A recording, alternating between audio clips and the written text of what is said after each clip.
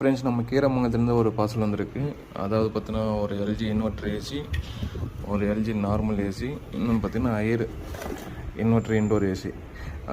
LG இதில் பார்த்தீங்கன்னா CH10 error வந்துச்சு. CH10 போது நம்மளுக்கு ஃபேன் மோட்ரு எரரு. இப்போ பார்த்தீங்கன்னா கம்ப்ளீட்டாக ரெடி பண்ணிட்டோம். ஃபேன் மோட்டரும் ஓடினு இருக்குது.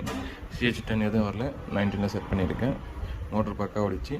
ஸோ இந்த போர்டை வந்து ரெடி பண்ணியாச்சு. இன்னும் 2 போர்டு இருக்குது. ஒன்று இது டெட் கண்டிஷன், சுத்தமாக ஆனாலும்னு சொல்லியிருக்காரு. எதுவும் ஆனாலும்னு சொல்லியிருக்காரு. இது 3 போர்டுமே நம்ம ரெடி பண்ணிட்டு ரிட்டர்ன் பார்சல் போட்டுடலாம். ஸோ அதனால் பார்த்திங்கன்னா நம்மளுக்கு டோட்டல் போர்டே சேஞ்ச் பண்ணணும்னு அவசியம் இல்லை. நம்ம இது மாதிரி ஒர்க் பார்த்தா எல்லா போர்டுமே ரெடி ஆகிடும். இப்போ அது மாதிரி இன்கேஸ் நம்ம ப்ராப்ளம் தான் நம்மளுக்கு கொரியர் போடுங்க, ரெடி பண்ணிட்டு அகைன் ரிட்டர்ன் கொரியர் போட்டுருவோம். அதே மாதிரி டெஸ்டிங் வீடியோவும் போட்டுருவோம். So thank you friends.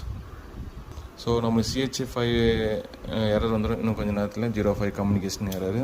அப்போ பார்த்தீங்கன்னா CH05, அதாவது நமக்கு இன்வெர்டர் அவுட்டோர் கனெக்ட் பண்ணல.